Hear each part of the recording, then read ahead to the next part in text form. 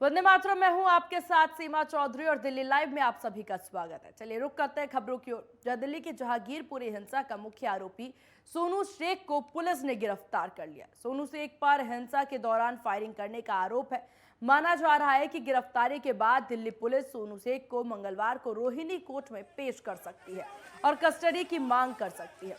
बता दें कि सोनू हिंसा की घटना के बाद से ही फरार चल रहा था। सोमवार सुबह ही पुलिस ने सोनू शेख की पत्नी से पूछताछ की थी। सोमवार सुबह पुलिस टीम सोनू की पत्नी को पूछताछ के लिए अपने साथ ले जाने के लिए उसके घर पहुंची थी, लेकिन सोनू की पत्नी और उसके कुछ करीबी लोगों ने पहले तो इसका विरोध किया और फिर पुलिस पर पथराव करने की भी कोशिश की थी। इस घटनाक्रम में सोनू शेख के भाई को पुलिस पहले ही गिरफ्तार कर चुकी है। बता दें कि अब तक मामले में 25 लोगों की गिरफ्तारी हो चुकी है। तो नेटवर्क 10 की तरफ से ये एक्सक्लूसिव तस्वीरें आप देख सकते हैं, जो गिरफ्तारी के दौरान की ये तस्वीरें हैं। पुलिस लगातार जो है वो कार्रवाई करती नजर आ रही थी और लगातार इनकी तलाश की जा रही थी। सोनू शेख की इसकी तलाशी के दौरान ही उसकी पत्नी से पूछताछ करने के लिए भी पहुंची थी पुलिस, लेकिन उस दौरान उनके परिजनों द्वारा, करीबियों द्वारा पुलिस पर पथराव किया गया था।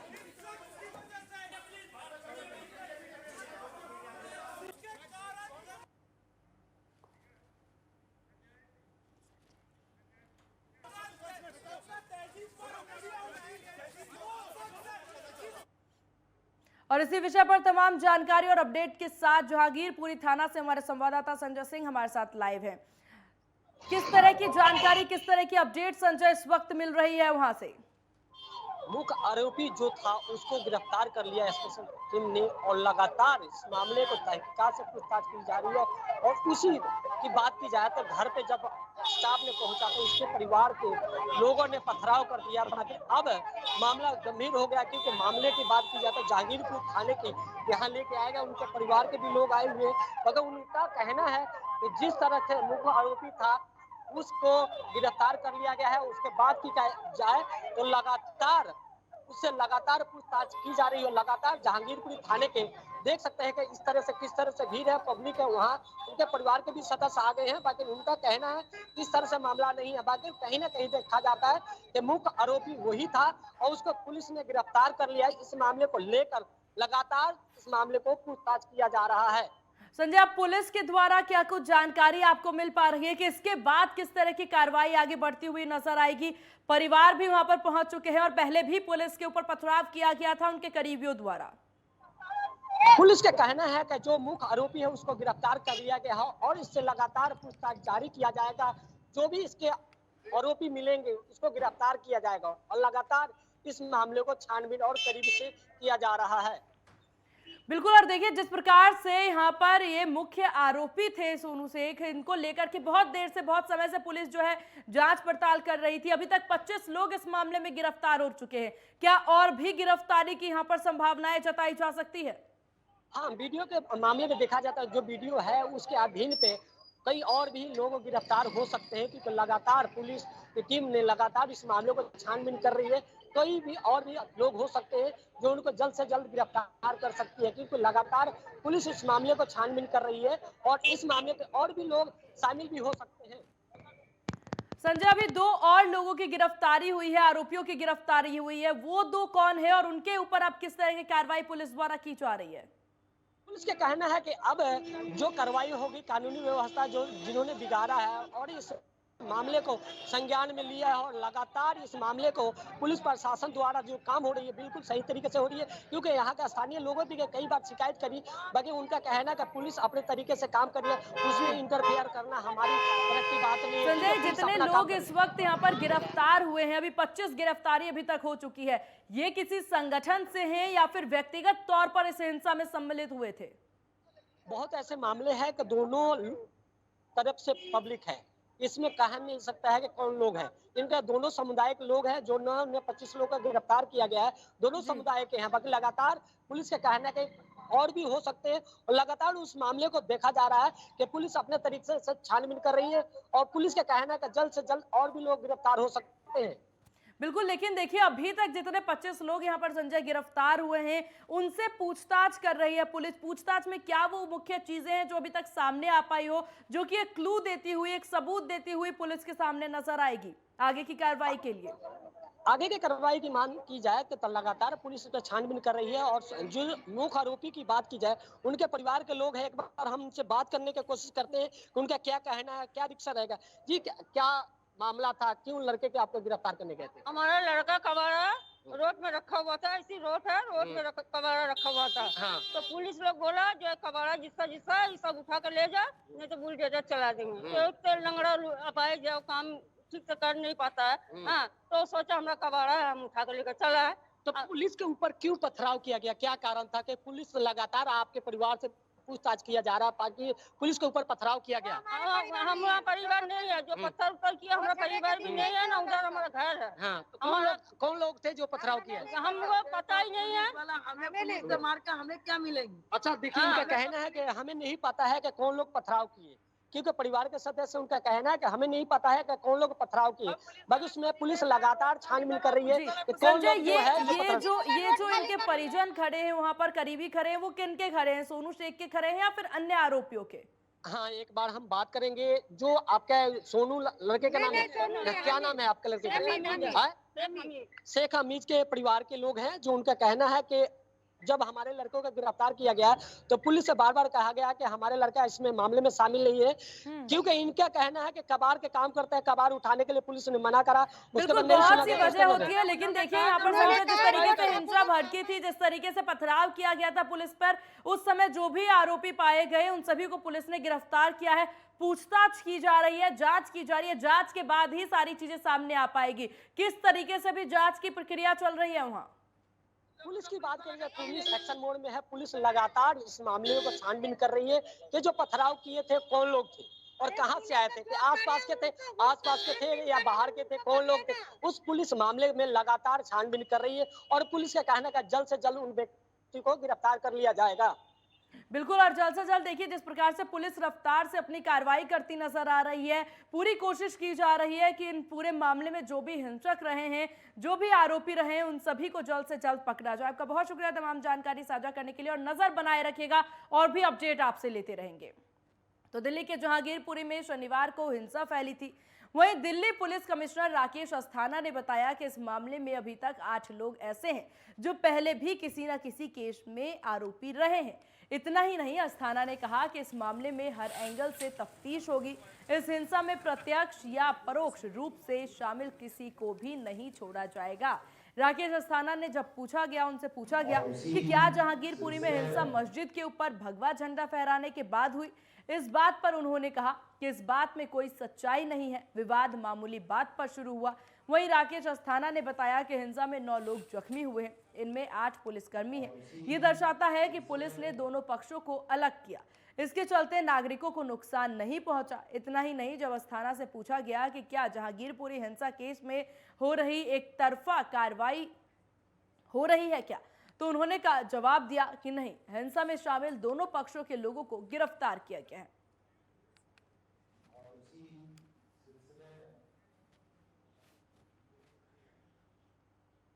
और उसी सिलसिले में इंजरीज भी हुई। पूरे इंसिडेंट में 9 लोगों को इंजरीज हुई है, जिसमें 8 पुलिसकर्मी है, पुलिस अधिकारी है, 1 सिविलियन है। ये दर्शाता है कि पुलिस ने उस समय बीच में रह के दोनों जो पक्ष थे उनको अलग अलग किया और दूर किया, जिसकी वजह से पब्लिक को इंजरी नहीं हुई। सीसीटीवी फुटेज और दूसरा जो डिजिटल एविडेंस अवेलेबल है उसके एनालिसिस चल रही है। उसके आधार पर अभी कुछ और लोगों को आइडेंटिफाई किया गया है, जिनकी धरपकड़ की जाएगी और कस्टोडियल इंटरोगेशन किया जाएगा। अनेकों देशों में भारत का प्रतिनिधित्व कर चुके हिमाचल के सिरमौर से आने वाले ultra marathon athlete Sunil Sharma आज 106 साथियों के साथ आम आदमी पार्टी में शामिल हुए। इस दौरान स्वास्थ्य मंत्री सत्येंद्र जैन ने उनका पार्टी में स्वागत किया। उनका कहना था कि उनका एकमात्र उद्देश्य राजनीति में आने का केवल ये है कि खिलाड़ियों को एक नई पहचान दिला सके और हिमाचल प्रदेश में आम आदमी पार्टी के सहयोग के साथ खिलाड़ियों को आगे बढ़ा सके। बता दें कि सुनील शर्मा ने बीजेपी और कांग्रेस पर निशाना साधा। हो सकता है, और जैसे मैं अभी देखता हूँ, मैंने आप लोगों के माध्यम से ही देखा था कि यहाँ पे जो ओलंपियन खिलाड़ी हैं उनको सम्मानित भी किया गया था, और अभी जो हाल ही में सुनने में आ रहा है कि यहाँ पे एक स्पोर्ट्स यूनिवर्सिटी बन रही है, तो मुझे तो बहुत उम्मीद है अरविंद केजरीवाल जी से, और मैं इनकी नीतियों से बहुत प्रभावित हूँ। एक आम इंसान है, ईमानदार इंसान है, और मैं तो चाहूँगा कि सभी लोग इनके साथ जुड़ें। और एक आम इंसान, क्योंकि मैं किसान का बेटा हूँ, मैंने देखा है कि हिमाचल में जो राजनीति होती है सिर्फ और सिर्फ वो जो जिनके फादर या तो मंत्री हो या सांसद हो या विधायक हो या बड़ा राजनेता हो, उनके लिए बनती है पॉलिसी। वहाँ पर एक आम इंसान को पूछा नहीं जाता है वहाँ पर। और यहाँ रुकते हैं एक बहुत छोटे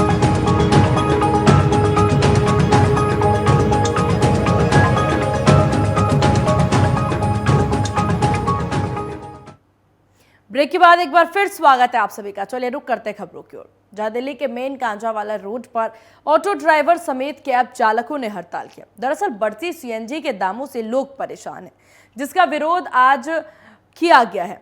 प्रदर्शन के दौरान जो लोग सवारी ले जा रहे थे उन्हें रोक दिया गया और सवारी को रोड पर उतार दिया गया, जिस वजह से आम जनता को भी परेशानी उठानी पड़ी। वहीं कैब ड्राइवर का कहना है कि बढ़ते सीएनजी के दामों से लोग परेशान हैं। उन्हें कहा है कि बढ़ती महंगाई से पेट्रोल, सीएनजी, डीजल, रसोई गैस सभी ईंधन महंगा हो चुका है, जिसका असर साफ तौर पर आम जनता की जेब पर सीधा पड़ता नजर आ रहा है।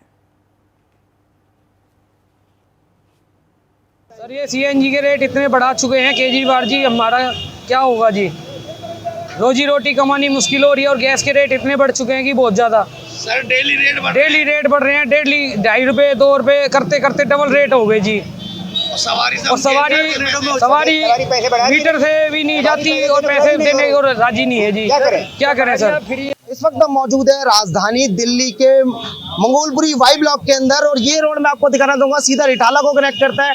और इस ओर की अब अगर हम बात करें तो ये सीधा रोड हरियाणा की ओर जाता है। मेन ये हाईवे रोड है जिसके ऊपर आज पेट्रोल के बढ़ते दामों और सीएनजी के बढ़ते दामों के ऊपर जो ऑटो चालक है और कैब ड्राइवर्स है उन्होंने आज हड़ताल की है। ऐसे में कुछ ड्राइवर्स यहाँ पर मौके पे मौजूद है, जिनसे हम बात करने की कोशिश करेंगे और बताएंगे कि क्यों उन्होंने आखिर हड़ताल की हुई है। सर नाम बताएं। मेरा नाम मोहम्मद नासिर है, मैं एक कैब ड्राइवर हूँ, और सीएनजी की बढ़ती कीमतों की वजह से हमने हड़ताल की है। हमारी सरकार से यही मांग है कि हमारे बारे में कुछ सोचा जाए। हम मजदूर आदमी हैं, कहाँ से क्या करेंगे? सीएनजी की कीमतों को बढ़ते हुए देखते हैं, तो आपको क्या लगता है कौन इसके पीछे जिम्मेदार है? केंद्र सरकार और राज्य सरकार दोनों ही जिम्मेदार हैं इस बात की हमारी नजर में, तो क्योंकि हमारी तरफ जो देखेगा हम तो उसी का साथ देंगे। केजरीवाल का हमने बहुत साथ दिया। यूक्रेन में युद्ध चल रहा है तो यहाँ महंगाई क्यों बढ़ रही है? पता नहीं समझ में, मगर हमारे बारे में सोचना पड़ेगा सरकार को। हमारी सब इतनी अपील है सरकार। जैसे कि हमने यहाँ जो कैब ड्राइवर्स है, ऑटो कुछ और यहाँ पे ऑटो चालक है, उनसे हम बात करने की कोशिश करेंगे। सर नाम बताएं। नाम मेरा दीपक है। दीपक जी ऑटो चलाते हैं आप? ऑटो चलाता हूँ। तो क्या कुछ आपकी मांगे हैं वो बताएं एक बार। मांगे यही है कि हमारा किराया बढ़ाया जाए और सीएनजी के बढ़ते दामों को रोका जाए। जिस तरीके से महंगाई लगातार बढ़ती जा रही है, ठीक है, रिफाइनरी, गैस, पेट्रोल, इन पे रोकथाम की जाए, ना कि इनको लगातार बढ़ाया जाए। बात की जाए अगर आम जनता की समस्या होगी तो अभी इस महीने के अंदर ही पेट्रोल समेत सीएनजी, गैस के दाम 17 रुपए बढ़ गई है जी। गैस के दाम, सबके दाम बढ़ते जा रहे हैं, तो कैसे आम आदमी का गुजारा होगा बताएं एक बार। गुजारा या तो डकैती मारे केजरीवाल जैसे के घरों में, ठीक है, और या फिर उन चोरों को पकड़े जो रिश्वत खा रहे हैं। नेता तो बन गए लेकिन पूरे घूसखोरी के साथ सारे काम करा रहे हैं। रोड बनाने की जरूरत नहीं है, लेकिन जो रोड बनाने की जरूरत है उन पे ध्यान नहीं है। बने बनाए रोडों को खोदकर दोबारा बनाया जा रहा है, ये कहाँ की वो है? और जिन रोडों को बनाने की जरूरत है उन पे कोई ध्यान ही नहीं है। तो दिल्ली में ऐसे भी कई रोड है, मतलब ये कहा जा रहा है कि जो आम जनता का पैसा है वो बर्बाद किया जा रहा है। सर्विस लाइन खत्म की जा रही है, उस पर पत्थर क्यों बिछाए जा रहे हैं? सीएनजी के दाम कम होने चाहिए, अगर वो कम नहीं होते तो आम जनता के लिए भी दिक्कतों का सामना लोगों को करना पड़ेगा, क्योंकि दिल्ली के अंदर जनसंख्या बहुत है, हम सभी जानते हैं, और सब पब्लिक कन्वेंस से और अपनी गाड़ियों से ट्रैवल नहीं करते। कुछ लोग कैब का सहारा भी लेते हैं, ऑटो का सहारा भी लेते हैं, जिनको खासी दिक्कतों का सामना आने वाले समय में देखने को मिल सकता है। कैमरामैन विशाल के साथ मैं रोहित कुमार, नेट ऑफ 10 दिल्ली।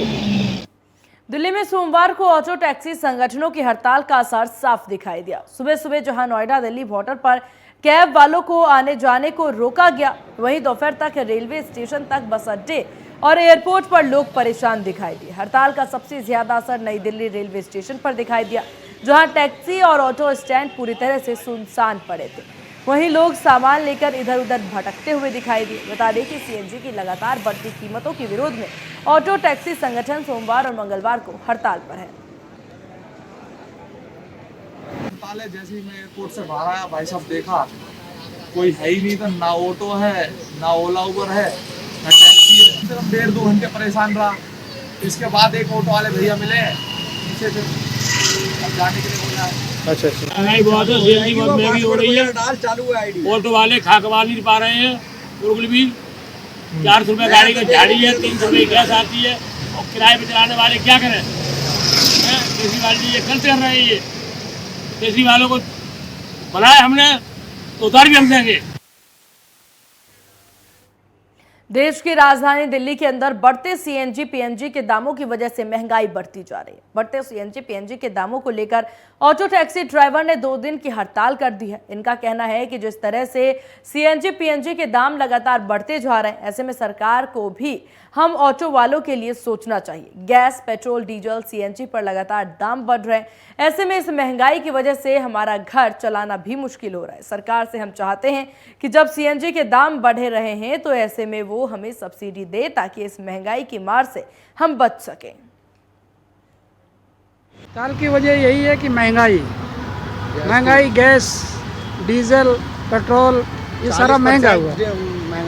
जो दिल्ली में 35 रुपये पहले सीएनजी था, आज 71 रुपये से गैस हो गया है। ये ऑटो है, टैक्सी है, इसमें एवरेज नहीं खाता है ना।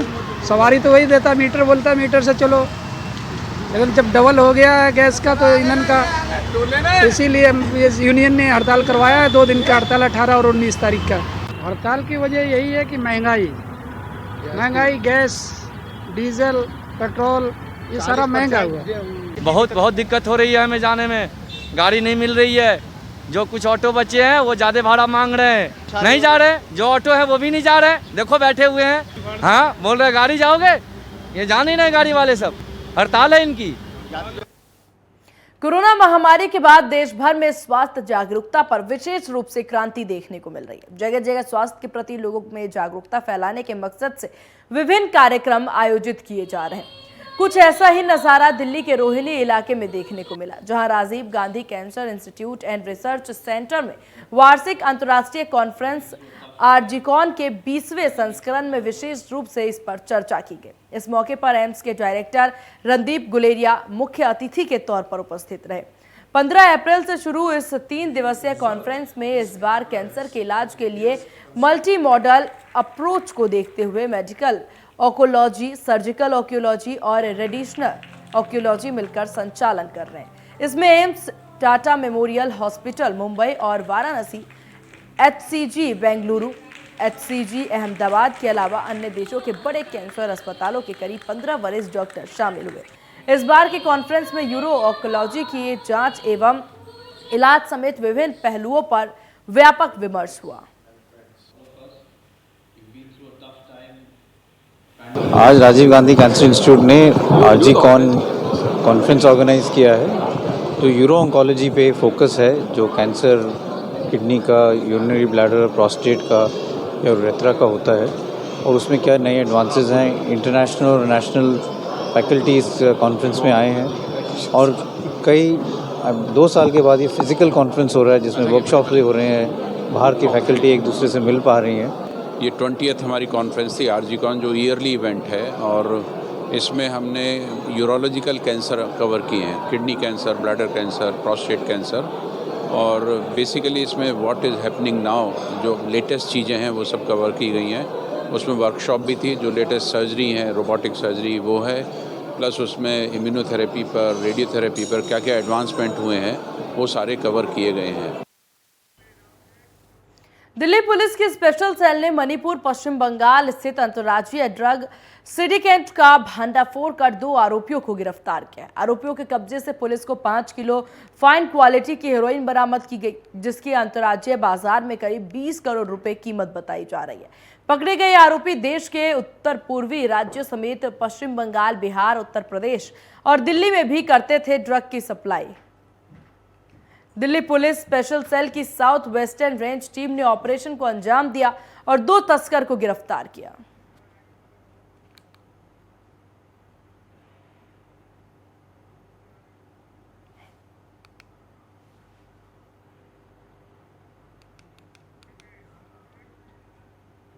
वहीं नई दिल्ली में JSA ऑनलाइन इंडिया के फाउंडर जगमोहन सिंह को global India of the year 2021-22 award से सम्मानित किया गया है। सीए जगमोहन सिंह को ये सम्मान ऊर्जावान व्यवसायी, तेजी से व्यावसायिक वृद्धि, बेहतर कारोबार करने की पहल, परोपकारी प्रयास और सामाजिक कार्यों के लिए दिया गया है। ये सम्मान एशिया वन मैगजीन द्वारा ब्रिटिश ब्रांड और लीडर्स को दिया जाता है, जिसके चयन की जिम्मेदारी यूनाइटेड रिसर्च सर्विस इंटरनेशनल के पास है। जगमोहन सिंह ने फायदेमंद और कैश रिच बिजनेस चलाने में लोगों की मदद करने के लिए JSA ऑनलाइन इंडिया की स्थापना की है। साथ ही अपनी मेहनत और हुनर के दम पर दुनिया के 9 देशों में सफल व्यावसायिक दृष्टिकोण से दिल्ली के साथ साथ पूरे हिंदुस्तान का झंडा बुलंद करने में अहम भूमिका निभाई है। इन्हीं खबरों के साथ दिल्ली लाइव में बस इतना ही। बने रहिए नेटवर्क 10 के साथ। जय हिंद।